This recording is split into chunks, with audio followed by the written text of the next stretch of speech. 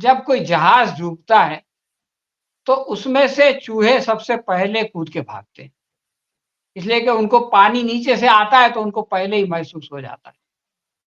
तो एक ज़माने में जो है वो आरएसएस एक शेर की तरह थी और जनसंघ जो है वो एक चूहे की तरह थी। लेकिन अब वक़्त के साथ तब्दीली आ गई और बीजेपी जो है वो शेर बन गई और आरएसएस जो है उसके सामने चूहा बन गई। और ये कोई मेरी अपनी बात नहीं है।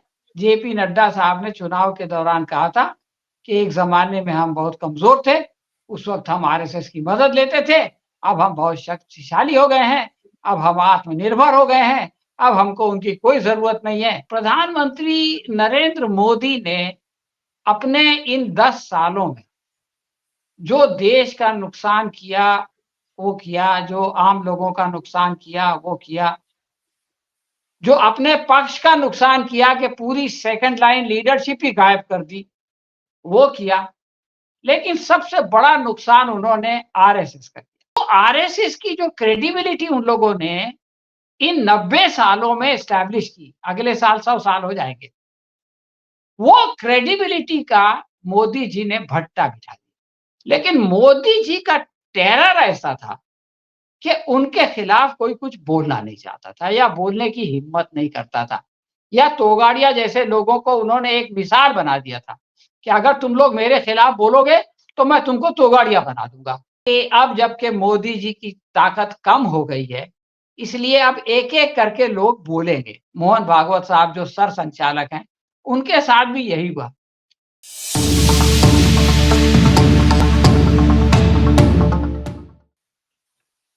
मोहन भागवत साहब ने ये जो बातें कही हैं, ये कोई ऐसी डेवलपमेंट नहीं है कि जो इलेक्शन रिजल्ट के बाद हुआ। यानी अगर समझो कि इलेक्शन रिजल्ट के बाद मोदी जी उदास हो जाते, तो मोहन भागवत साहब कहते कि हौसला रखो, हार-जीत होती रहती है, गिरते ही शहसवार मैदान जंग में वगैरह-वगैरह। तो ये बात समझ में आती कि भई ये जो है वो पेरेंट ऑर्गेनाइजेशन है और बेटा बेचारा फेल हो गया है, तो वो उदास है और कहीं सुसाइड-वुसाइड ना कर ले, तो इसलिए उसका हौसला बढ़ा रहे हैं, उसको पुचकार रहे हैं। लेकिन ऐसा नहीं हुआ। तो इसको इतना आसानी से मैं समझता हूँ कि हम नहीं ले सकते। पहली बात तो मैं ये समझता हूँ कि जब कोई जहाज डूबता है, तो उसमें से चूहे सबसे पहले कूद के भागते हैं। इसलिए कि उनको पानी नीचे से आता है तो उनको पहले ही महसूस हो जाता है। तो एक ज़माने में जो है वो आरएसएस एक शेर की तरह थी और जनसंघ जो है वो एक चूहे की तरह थी। लेकिन अब वक़्त के साथ तब्दीली आ गई और बीजेपी जो है वो शेर बन गई और आरएसएस जो है उसके सामने चूहा बन गई। और ये कोई मेरी अपनी बात नहीं है। जेपी नड्डा साहब ने चुनाव के दौरान कहा था कि एक ज़माने में हम बहुत कमज़ोर थे, उस वक़्त हम आरएसएस की मदद लेते थे, अब हम बहुत शक्तिशाली हो गए हैं, अब हम आत्मनिर्भर हो गए हैं, अब हमको उनकी कोई ज़रूरत नहीं है।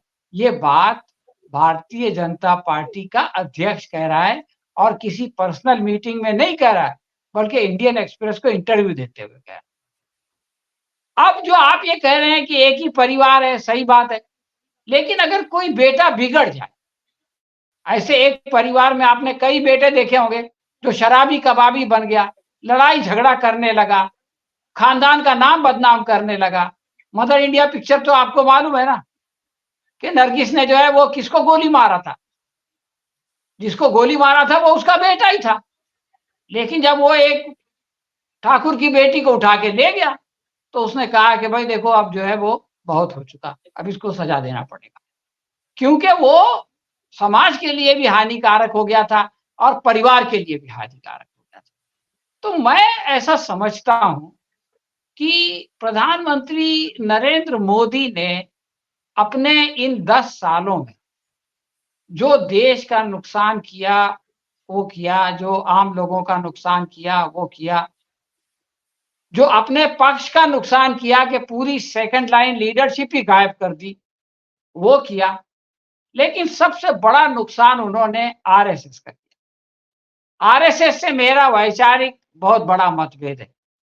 मैं उनकी विचारधारा को सही नहीं समझता, वो मेरी विचारधारा को सही नहीं समझते। हम दोनों को इस बात का हक है कि एक-दूसरे को सही नहीं समझें। लेकिन हम लोग बचपन से देखते हैं आरएसएस के लोगों को, तो वो लोग जो है उनके यहाँ 2 चीज़ें दिखाई देती थी, सादगी दिखाई देती थी। उनके यहाँ कुर्बानी दिखाई देती थी, यानी सैक्रिफाइस। अच्छे-अच्छे पढ़े-लिखे लोग जो है वो अपना करियर कुर्बान कर देते थे अपने उसके लिए। साइकिल पे आते थे, काम करते थे, लोगों में जाते थे, कहीं कोई आफ़त आती, मुसीबत आती तो लोगों की सेवा करते थे। लेकिन आप ये देखिए कि पिछले 10 साल में क्या हुआ? अखिल भारतीय विद्यार्थी परिषद जो है, वो लोगों के पास जाती थी, लोगों को अपने पास लाती थी, जितने भी लोग आते थे समझाती थी। अब इनके अंदर गुंडाई आ गई, डंडे के ज़ोर से हम लोगों को लाएँगे। अब हम जो है वो बोलेरो में घूमेंगे, अब हमारे पास सरकार है, अब हम सिफ़ारिश करवाएँगे, अपने लोगों का अपॉइंटमेंट करवाएँगे। तो बी जो आरएसएस की जो क्रेडिबिलिटी उन लोगों ने इन 90 सालों में एस्टैब्लिश की, अगले साल 100 साल हो जाएँगे। वो क्रेडिबिलिटी का मोदी जी ने भट्टा बिठा दिया। और चूँकि आरएसएस और बीजेपी अलग-अलग नहीं है, तो इसलिए जितनी भी खराबियाँ उन्होंने की, भ्रष्टाचार किया या ईडी का उपयोग किया या लोगों को डराया-धमकाया या खराब भाषा इस्तेमाल किया, तो हर आदमी क्या बोलता था कि मोदी जी ऐसा इसलिए कर रहे हैं कि वो संघ के संस्कार हैं। मोदी जी ऐसा इसलिए बोल रहे हैं क्योंकि संघ के संस्कार हैं। तो संघ के संस्कार तो सब में है। हर कोई वो नहीं बोलता जो मोदी बोलते थे। किसी और ने तो मंगलसूत्र की बात नहीं कही। किसी और ने तो नहीं कहा कि राम मंदिर पे बुलडोज़र चल जाएगा। मोदी जी ने कहा। तो अगर संघ का संस्कार होता तो सब बोलते। योगी बोलते हैं लेकिन वो तो संघ से आए नहीं है। तो मैं जो बात कहना चाहता हूँ वो ये है कि आरएसएस ने जो कुछ भी 90 सालों में हासिल किया, वो इन 10 सालों में अभी हमारे विभूति साहब कह रहे थे कि आरएसएस बहुत ज़्यादा फैल गया। सही है, हो सकता है फैल गया हो, बहुत सारे अपॉर्च्युनिस्ट लोग उसके नज़दीक आ गए हों। लेकिन एक विचारधारा के तौर पे बहुत सारी चीज़ों पे उन्होंने कॉम्प्रोमाइज़ किया और उनकी जो क्रेडिबिलिटी थी समाज में कि अच्छे लोग हैं बेचारे, मेहनत करते हैं, सेवा करते हैं, देश के लिए कुछ न कुछ करना चाहते हैं, वो सब समाप्त हो गई। लेकिन मोदी जी का टेरर ऐसा था कि उनके खिलाफ कोई कुछ बोलना नहीं चाहता था या बोलने की हिम्मत नहीं करता था। या तोगाड़िया जैसे लोगों को उन्होंने एक मिसाल बना दिया था कि अगर तुम लोग मेरे खिलाफ बोलोगे, तो मैं तुमको तोगाड़िया बना दूँगा। तो ये जो टेरर था, उसकी वजह से ये लोग महसूस भी करते थे, तो नहीं बोलते थे और कहीं न कहीं ये सोचते थे कि चलो इसकी वजह से हमको बहुत सारी फ़ायदे हो रहे हैं, तो चलो कुछ नुकसान बर्दाश्त कर। अब जो सिचुएशन पैदा हुई है इस इलेक्शन के बाद, वो ये है कि सबकी समझ में ये आ रहा है कि आज नहीं कल ये सरकार चली जाएगी। इसलिए कि मोदी जी को जो है वो कोएलिशन गवर्नमेंट चलाना आता नहीं है और तो ये लोगों को सँभाल नहीं पाएँगे, तो ये तो गिरना ही गिरना है। तो इसके गिरने से पहले अपने आप को सँभाल लो भाई और इसकी जो बुराइयाँ अपनी तरफ आई हैं, उससे अपना पल्ला झाड़। तो मैं तो यही कहूँगा इनकी उस पे कि मेरे कत्ल के बाद उसने जफ़ा से तौबा, हाय उस ज़ोदे पशेमा का पशेमा होना। मोदी भागवत जी बहुत देर से जागे, लेकिन अगर पहले भी जागते और बोलते, तो मोदी जी सुनने वाले थोड़ी ना थे। मोदी तो किसी की सुनते नहीं है, अपनी भी वो नहीं सुनते हैं। आज कुछ बोलते हैं, कल कुछ बोलते हैं, उनको याद नहीं रहता, उसके खिलाफ बोल देते हैं। तो किसी और की कहाँ से सुनेंगे? और दूसरा ये है कि अगर किसी ने बोल दिया, तो फिर उसके ऊपर मोदी जी खुन्नस पालते हैं और उसको जो है वो ठिकाने लगाने की कोशिश करते हैं।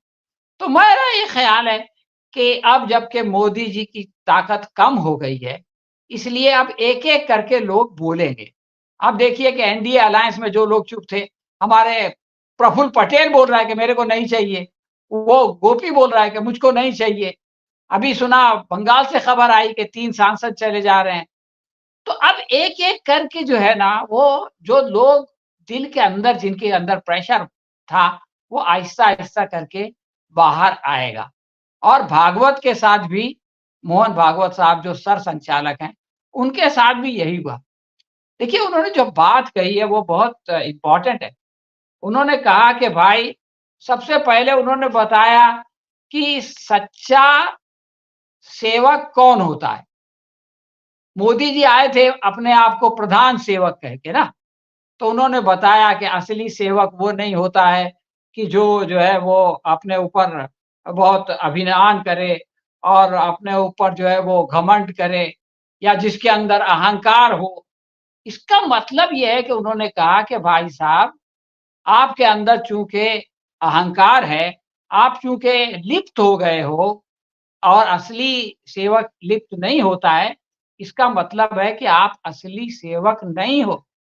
इसका ये मैसेज है कि आप नकली स्वयं सेवक हो। आपने स्वयं संघ का जो चोला ओढ़ा है, वो सत्ता के लिए ओढ़ा है, वरना स्वयं सेवक तो ऐसा नहीं होता। तो मैं समझता हूँ कि ये बहुत बड़ी बात है।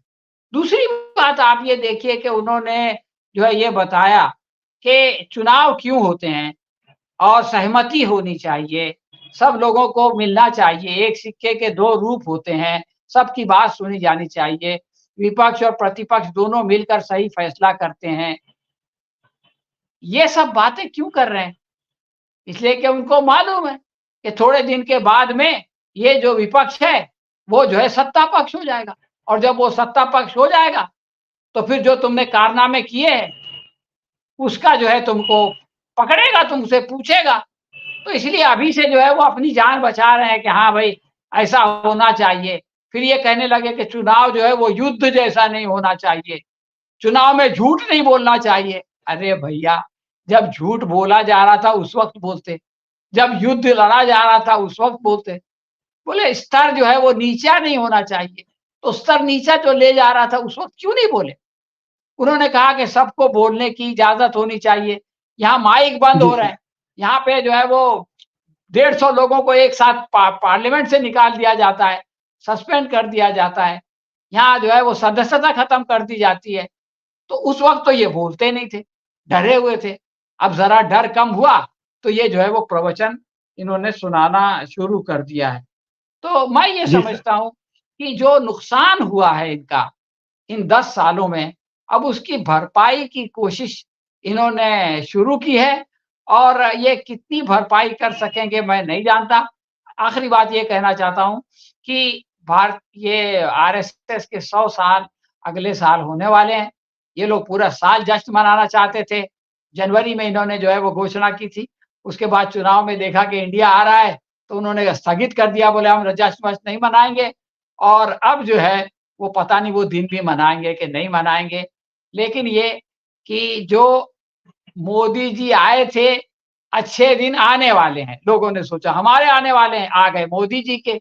अब मोदी जी के बुरे दिन आ गए और उनका संग छोड़ के भाग रहा है, बल्कि उनके ऊपर टीका-टिप्पणी कर रहा है।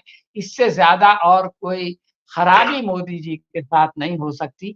बहरहाल ये तो अभी शुरुआत है। इब्तिदाई इश्क है, रोता है क्या? आगे-आगे देखिए होता है क्या।